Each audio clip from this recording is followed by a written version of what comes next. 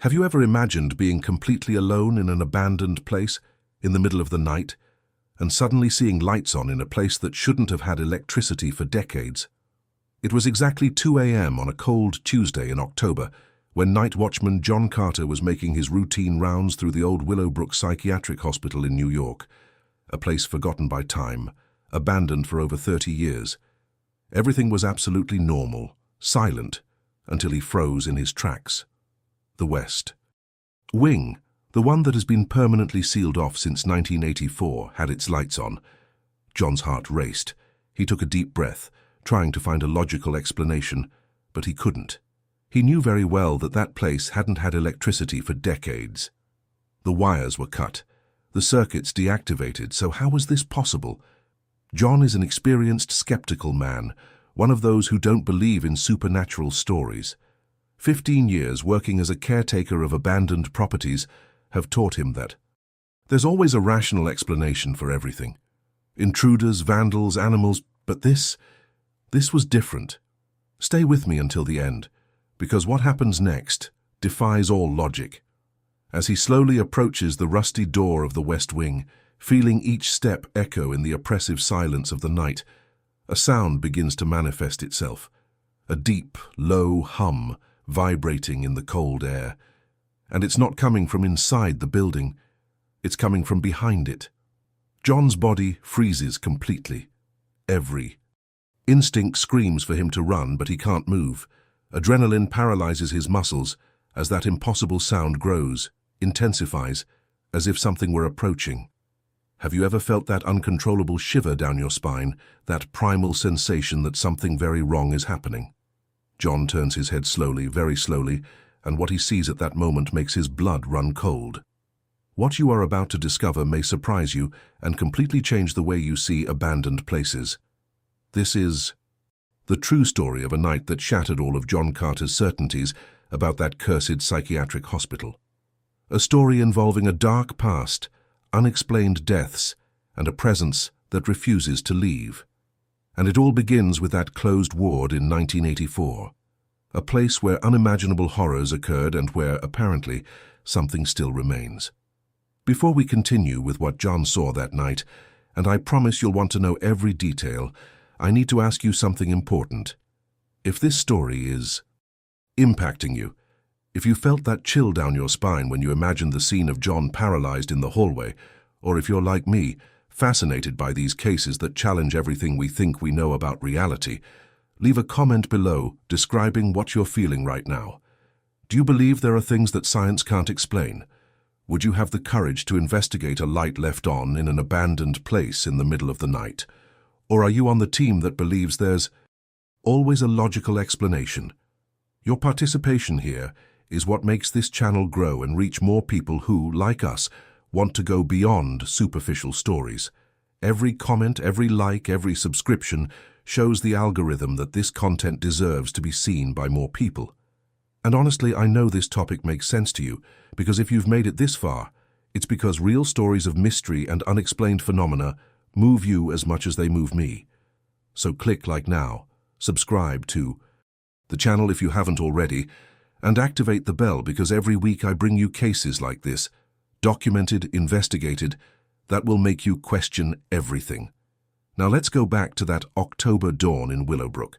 Let's discover together what John Carter really saw when he turned his head, and why that wing, closed in 1984, hides secrets that no one should have discovered. To understand the weight of what John was about to discover that night, you need to know the hidden truth about Willowbrook. This was no longer just another abandoned hospital. Willowbrook State School was one of the largest and darkest psychiatric hospitals in the United States, a place where the line between care and cruelty was completely blurred. Built in 1947 on Staten Island, New York, the complex was designed to house approximately 4,000 patients. But reality took a completely different turn. At its peak, more than 6,000 people lived there, crammed together in conditions that defied any notion of human dignity. Extreme overcrowding, medical negligence, physical and psychological abuse became routine. The horror stories that leaked from within those walls circulated for decades, whispered in dark corners, ignored by those who had the power to change that reality. For years, families left their loved ones in the hands of an institution that promised treatment but delivered suffering. The transformation patients underwent, there was not one of cure, but of complete deterioration.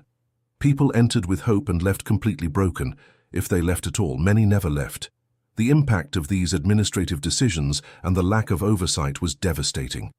Journalists began to investigate, hidden cameras captured shocking scenes, and finally, in the mid-70s and early 80s, national scandals exploded. Federal investigations were opened, lawsuits piled up, and public pressure forced drastic changes. In 1984, after years of legal battles and horrific revelations about what really went on behind the scenes at that institution, a decision was made. The West Wing, the oldest and most dilapidated of all, where the most severe cases were held, would be permanently closed and sealed. Not renovated, not repurposed, simply closed. The windows were boarded up with thick wooden planks. The doors were welded shut with metal bars. The electricity was completely cut off, the wires ripped out, the circuits deactivated. It was as if they wanted to erase that piece of history, to bury the secrets those walls had witnessed. And since that day in 1984, officially, no one has entered there again. Chains were put on, danger signs posted, and the West Wing became a ghost within an already abandoned complex. But here's the question no one likes to ask. When you close off a place with so much accumulated pain, so many lives lost, so much suffering ingrained in every corner, can you really seal what's left behind? John Carter was about to discover that some doors, even when welded shut, remain open in ways our rational minds can't process. And as he stood there, listening to that impossible buzzing coming from behind him, the entire dark history of Willowbrook seemed to come alive again. John Carter wasn't the type of person who was easily scared. At 52 years old and with 15 years of solid experience as a caretaker of abandoned properties, he had already been through situations that would make most people run away. Intruders in the middle of the night, vandals destroying equipment, wild animals appearing out of nowhere, even tense confrontations with homeless people seeking shelter. He had seen it all. But ghosts, supernatural entities, never. John's mindset was completely skeptical, practical, with his feet firmly planted on the ground. He used to say with an ironic smile that, "Ghosts don't pay my salary." For him, everything had a logical explanation. It always had. This was the path he chose for his professional life. Dealing with the real, the tangible, what can be seen and touched. On that particular night in October 2019, John was following the exact same routine he had repeated for years, rounds from 11 p.m. to 6 a.m., covering every corner of the abandoned Willowbrook complex. Hot coffee in a thermos because autumn nights in New York are unforgiving, a powerful flashlight in his pocket, one of those that illuminates an entire football field. Walkie-talkie strapped to his belt, always with the safety base a click away. Everything absolutely normal, predictable, safe. John knew every trail, every building, every shadow in that place. There were no surprises. There were no mysteries. It was just another night of work, another shift to be completed until dawn. But then came that moment that would change everything. As he passed the rusty fence that isolated the West Wing from the rest of the complex, something caught his peripheral attention. He stopped. He turned his head slowly, and he saw something that simply shouldn't be there. A faint but absolutely unmistakable light flickering through the cracks in the rotten wooden planks that covered the windows of that wing. The impact of that sight was immediate. His brain went into overdrive, searching for a rational explanation. Any explanation that made sense within the logic he had always trusted. A reflection of the moon. Impossible. It was cloudy. A reflection of his own flashlight? He immediately turned off the flashlight to test it. The light remained, flickering, intermittent, real. John's heart began to beat faster. This wasn't a reaction of fear, at least not yet. It was pure confusion. How could there be light in a place where the electricity had been cut off 35 years ago? The decisions he needed to make at that moment were critical. Call base on the walkie-talkie and report? But report what exactly? That he was seeing phantom lights. He could already imagine the jokes his colleagues would make. Ignore it and continue the patrol? Impossible. That violated all safety protocols. If there was someone inside, he needed to investigate. It was literally his job. So John did what any seasoned professional would do. He took a deep breath, adjusted his utility belt, grabbed his flashlight and began walking toward the main entrance of the West Wing. Each step was measured, calculated. He was entering the backstage of something his experience didn't cover, but his determination wouldn't allow him to back down. The key, transformation of an ordinary night into something extraordinary, was only beginning, and John still had no idea what kind of revelation awaited him on the other side of that rusty door. If you were in John's place at that moment, what would you do? Comment, "I would investigate if you would have the courage to enter," or "I would run away if prudence prevailed." I want to know how you would react in that situation, because his next move will leave you speechless. When John finally reached the main entrance of the West Wing, he did exactly what any trained person would do. He stopped. He took a deep breath. He tried to process what he was seeing logically. It must be a reflection from my flashlight, he thought, desperately searching for a rational explanation to soothe the growing discomfort in his chest. He turned off the flashlight completely, plunging the surrounding area into near total darkness. He waited a few seconds, his eyes adjusting to the lack of artificial light. And the light inside the West Wing remained, flickering, intermittent, weak but impossible to ignore. At that moment, John felt something he hadn't felt in years, a genuine chill down his spine, that primal shiver our bodies emit when they detect that something is profoundly wrong. His hand instinctively went to the walkie-talkie clipped to his belt. He picked up the device, his thumb already on the transmit button, ready to call base and request reinforcements. But then he hesitated. What exactly was he going to say? That he was seeing lights in a building without electricity? That he was afraid to enter alone a property he had been guarding for months? He knew the guys at base. He knew the jokes they would make, the way they would look at him afterward. John's getting old, they'd say. He started seeing things. The hidden truth was that, at that moment, professional pride spoke louder than caution. He tucked the walkie-talkie back into his belt and made a decision that would completely change the course of that night. He would investigate alone. Each step toward the main entrance of the West Wing felt heavier than the last. The structure gradually revealed itself in the moonlight that occasionally peeked through the clouds. A heavy metal door, completely covered in orange rust that dripped like dried blood down the sides. Thick, rusty chains wrapped around the door handles, secured by an old padlock that looked like it hadn't been opened in decades. John illuminated the chains with his flashlight, examining every detail. They were intact, no sign of forced entry, no cuts, no attempted rape. The padlock was still closed, seemingly untouched since 1984. But then John noticed something that made his heart race violently. The door was ajar, just a few centimeters, a tiny crack but definitely open, enough for a thin person to squeeze through. How was that possible with the chains intact? John's analytical mind tried to process this physical contradiction. Were the chains not taut enough? Had the door given way in its structure? He moved closer, observing the details. The rust around the hinges had recent marks, small scratches that indicated movement. That door had been opened recently. The impact of this revelation hit John like a punch to the gut. Two possibilities instantly presented themselves in his mind, and neither was comforting. First possibility, someone broke in. An intruder, perhaps a homeless person seeking shelter, or vandals exploring the place. That he could handle. It was part of the job. Second possibility, the one his rational side rejected, but his instinct screamed, something got out. Something that had been inside for a long time finally found a way out. And this second possibility, however absurd it seemed to a skeptic like John, was the one that made his whole body tremble slightly. He stood there for a few seconds that seemed like an eternity, deciding the next step in his journey that night. To enter or retreat. To Investigate or call for reinforcements. The decisions we make in critical moments define not only the immediate outcome, but all the transformation that follows. And John was about to make a choice that would haunt him for the rest of his life. John placed his hand against the cold, rusty surface of the metal door and pushed slowly. The creak that followed was deafening, echoing through the empty hallway like a warning cry.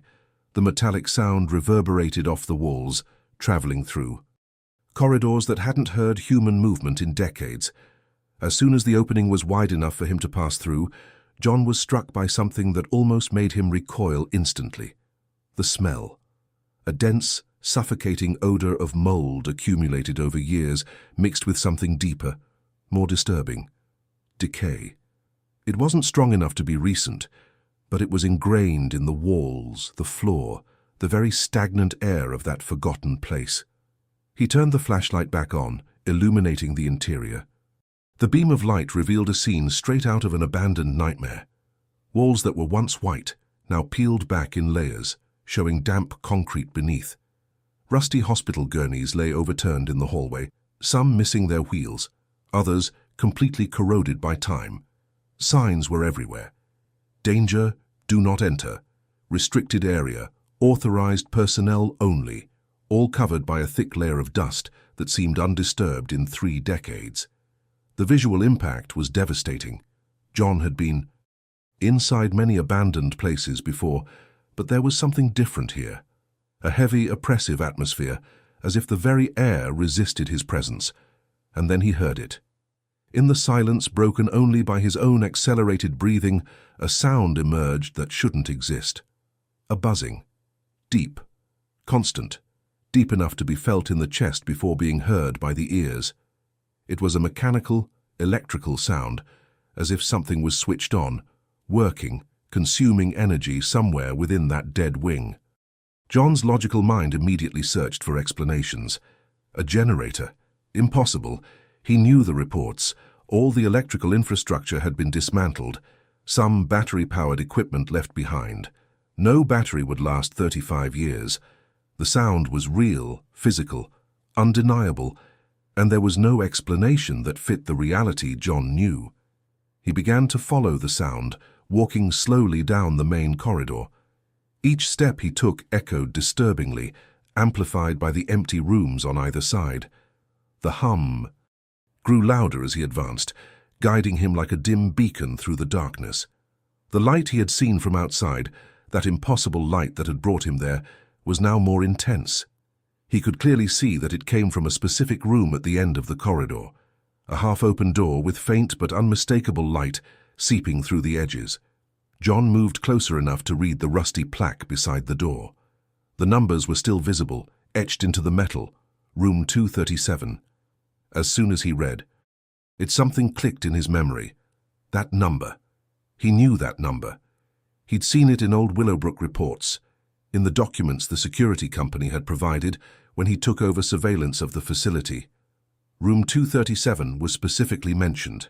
It was the isolation room, the place where the patients considered most dangerous, most unstable, most lost were kept. Alone. For days. Sometimes for weeks.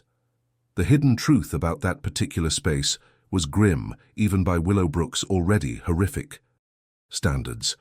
The buzzing was now almost unbearable, vibrating in John's bones, making his teeth chatter slightly.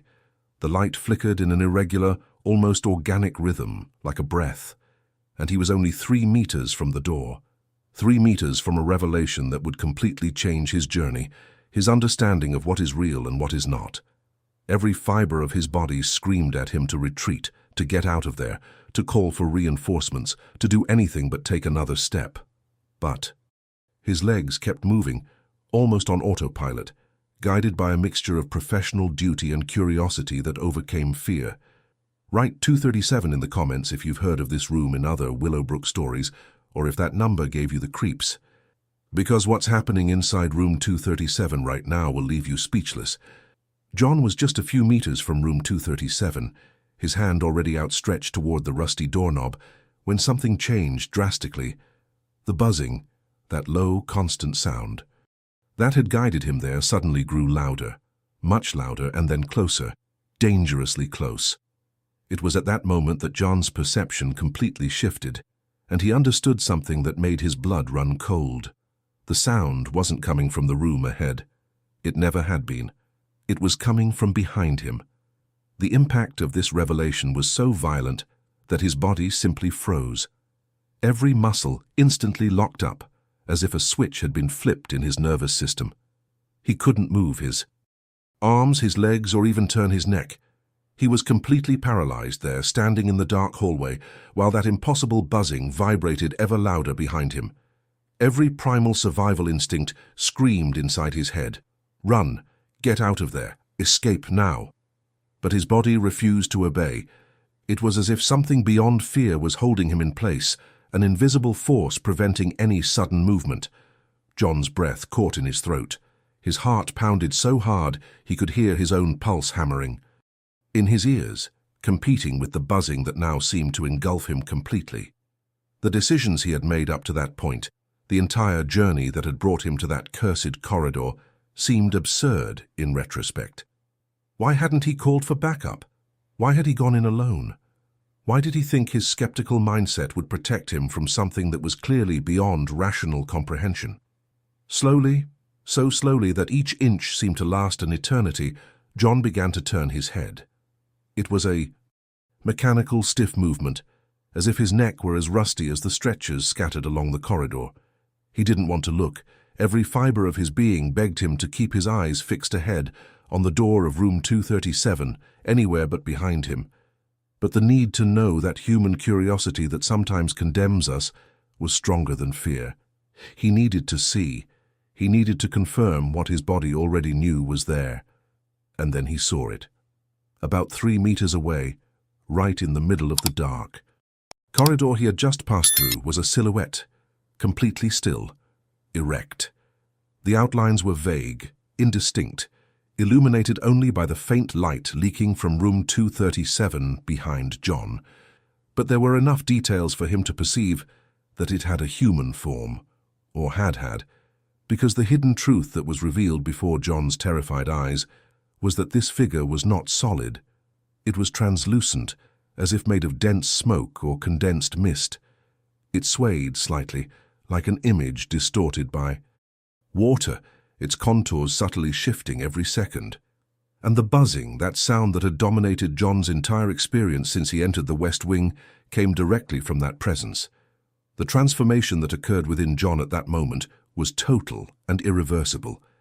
Everything he believed about reality, about the nature of the physical world, about what is possible and impossible, crumbled in a matter of seconds.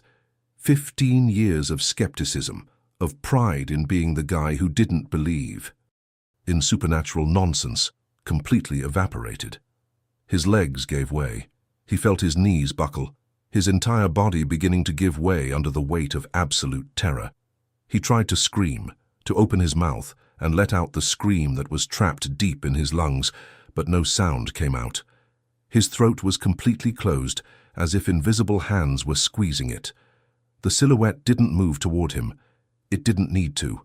Its mere presence was enough to destroy any remaining courage John might have. Had. And then, as he watched in paralyzing horror, the figure began to do something. The translucent outlines began to dissolve, fragmenting into tiny particles of light and shadow that danced in the air. It was like watching smoke being dispersed by a wind John couldn't feel. The revelation that was about to happen would go beyond anything his trained, logical mind could process. At the exact moment, John thought his heart would explode in his chest. The silhouette moved, but not in the way he expected. It didn't advance toward him, it didn't retreat, it didn't make any threatening movement. It simply began to dissolve, exactly like smoke being carried away by an invisible current of air. The translucent particles fragmented, danced in the air for a few seconds that seemed suspended in time, and then disappeared completely. And it was at that precise instant that something extraordinary happened. Room 237, which until then had only emitted that weak, flickering light, suddenly lit up. Completely. An intense, almost blinding luminosity filled the entire interior space of that cursed room. John, still trembling violently, finally managed to regain some control over his limbs. He staggered a few steps forward, almost magnetically drawn to what the light now revealed. He looked through the half-open door, and what he saw inside the room profoundly transformed his understanding of everything that was happening. There was an old, corroded metal hospital bed in the center of the room. Thick, worn leather straps were tied to the sides, the kind used to restrain violent or agitated patients. Completely rusted and dusty medical equipment was scattered around the corners: old syringes, empty medicine bottles, devices whose purpose John couldn't even identify. But what truly captured his attention, what almost made his legs give way again, were the walls. Every available inch was covered in scribbles. Hundreds, perhaps thousands of them, written with something dark that had permanently stained the peeling concrete. Was it blood? Charcoal? Feces? John couldn't be sure in the flickering light, but the origin of the material used was almost irrelevant compared to the content of the messages. He moved closer, forcing his trembling legs to obey, and began to read. The same phrases were repeated obsessively, layer upon layer of desperate writing. "He's still here. Don't turn off the lights. Please. 1984. Help me. He comes in the dark." The words overlapped each. Other written in different sizes, some almost microscopic, others occupying enormous spaces on the wall.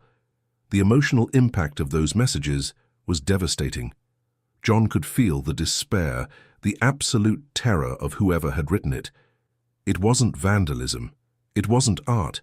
It was a cry for help permanently etched into those walls. When John finally managed to get out of there, after calling the police and waiting in shock outside, he couldn't get those words out of his head. In the following days, unable to sleep, unable to process what he had experienced, he began obsessively researching room 237. That's when he discovered the hidden truth that explained everything. In 1984, just a few weeks before the permanent closure of the West Wing, a patient named Thomas Reed died in that specific room. The medical records that John managed to access through public archives revealed chilling details. Thomas Reed, 34, suffered from severe schizophrenia and had developed an extreme and pathological fear of the dark. It was such an intense phobia that he would have violent panic attacks whenever the lights were turned off. The medical staff at Willowbrook knew this. It was in the reports. But on one particular night in September 1984, through negligence or deliberate cruelty, the staff left him alone in room 237 in complete darkness. No light, no supervision. Thomas suffered a fatal heart attack during the night. When his body was found the following morning, the walls were already covered in those desperate messages. His last recorded request, told to a nurse hours before being left alone, was simple and devastating. "Please don't turn off the lights." John's journey of discovery was far from over, but that moment inside room 237 completely changed his perception of what had happened that night. Thomas Reed never left. Somehow, a part of him remained, trapped in the most terrifying moment of his existence, keeping the lights on, even without a power source. Refusing to be in the dark again. Write "Don't turn it off" in the comments if this story gave you chills as much as it did me when I researched it.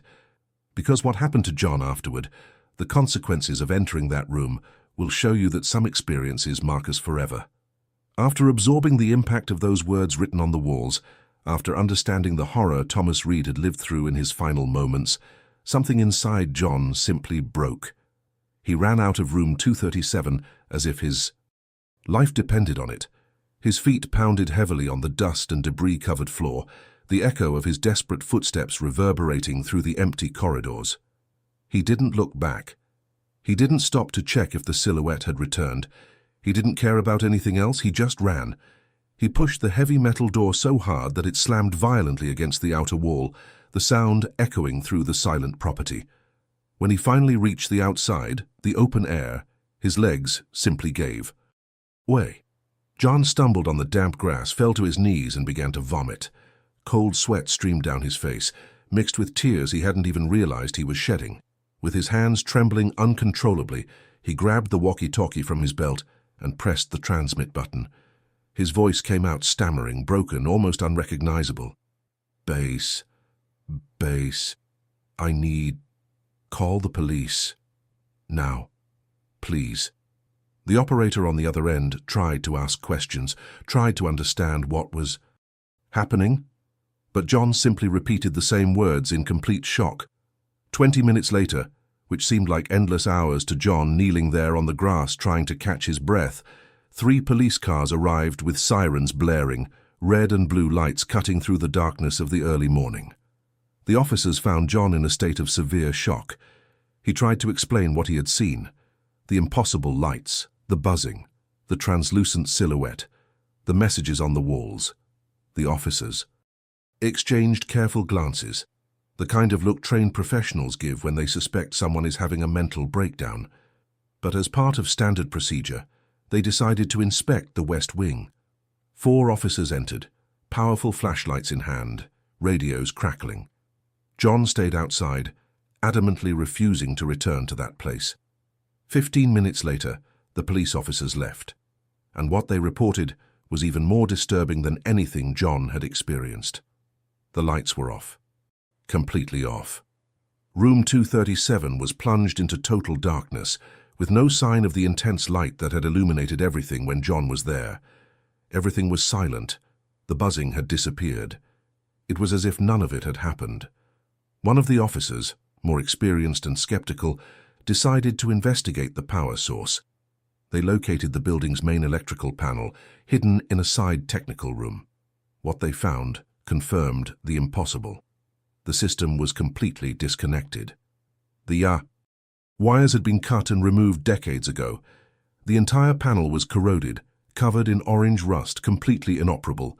There was no power source connected to the building. None. They searched for portable generators, industrial batteries, anything that could explain electric light. Nothing. Absolutely nothing. The hidden truth that the officers had to accept, even unwillingly, was that there was no physical explanation for what John described. And yet, the most disturbing evidence was right. There, recorded in the accumulated dust of the hallways, the police found John's footprints perfectly preserved, clear footprints leading from the main entrance to room 237 and then running back. He had indeed been in there. That was undeniable. But there were no signs of anyone else, no other footprints, no drag marks, no indication that any other human being had been in that corridor in decades. Only John's footprints. The revelations kept piling up, layer upon layer of evidence that defied any logical explanation. The transformation in the officer's mindset was visible. They arrived skeptical, ready to deal with a frightened or possibly under-influenced security guard. But they left in silence, disturbed, avoiding eye contact with each other. One of the officers, before leaving, pulled John aside and said something that would be forever etched in his memory. "Listen, officially this will be filed as an investigation into a possible break-in without conclusive evidence. But unofficially, I've been in the police force for 23 years. I've seen a lot, and there are places that simply shouldn't be touched. This is one of them." John's journey through that night was technically over, but the consequences of what he had experienced were only beginning to manifest. John Carter didn't sleep that night, nor the next. In fact, he didn't get a full night's decent sleep for the next 3 months. The morning after that event, still trembling, with deep, dark circles. Under his eyes, he called the security company's office and resigned. He didn't give elaborate explanations. He didn't try to justify himself. He simply said he couldn't continue. 15 years of career, accumulated experience, professional pride, all abandoned in a single 2-minute phone call. The transformation that night brought about in John was so profound that he became unrecognizable to those who knew him before. Close friends reported drastic changes in his behavior. John, who had always been the confident guy, the skeptic who scoffed at supernatural stories, who laughed at horror movies calling them nonsense, simply disappeared. In his place, a haunted man emerged, constantly looking over his shoulder, startled by any unexpected sound. He could no longer enter abandoned places or even pass near them. The mere sight of an empty building in the distance was enough to make his heart race and his hands tremble. But the most visible impact, the one that worried the people around him the most, was his relationship with darkness. John started sleeping with all the lights in the house on, all of them. Living room, kitchen, bathroom, hallway, bedroom. Every light bulb had to be working, illuminating every corner. He even installed extra lights, emergency lamps, even spotlights in the backyard. His electricity bill tripled. Neighbors commented on that house that never turned off its lights, shining like a beacon in the middle of the night. When questioned about it, John simply said he preferred it that way without giving details. But the hidden truth, the one he kept deep in his heart, was that he was afraid. A primal, visceral fear that if the lights went out, that buzzing would return. John's insomnia was diagnosed by doctors as severe and chronic. He took medication, tried relaxation techniques, but nothing worked completely. Even when he managed to doze off for a few hours, he would wake up in a panic, sweating profusely, certain that he had heard something, that deep, vibrating, impossible sound. He checked all the electronic devices in the house, turned everything off, but the feeling that the ringing was about to start never completely left him. It was as if that night in Willowbrook had created a permanent wound in his psyche, something that wouldn't heal no matter how much time passed. For months, John refused to speak publicly about what happened. He rejected interviews, ignored messages from curious onlookers, and avoided any mention of the incident. But 3 months later, in a moment of weakness or perhaps a desperate need to share the burden he carried, he agreed to give a single interview to a local podcast covering unexplained phenomena. It was a tense conversation, punctuated by long silences, where John clearly struggled to find the right words. But one specific phrase he uttered in that interview sent shivers down the spines of everyone who heard it and went viral among communities interested in the paranormal. John looked directly into the microphone, his eyes deep and tired, and said, "I don't know what I saw that night. I don't know if it was really Thomas Reed trying to communicate, or if it was something much worse taking advantage of his story. But I know one thing for sure, that West Wing was closed and sealed in 1984, but something never left. Something remained, and now every night, when I lie in my bed surrounded by lights, I wonder the same thing. When I ran out of that hallway, did I bring something with me? Did some part of that presence follow me home?"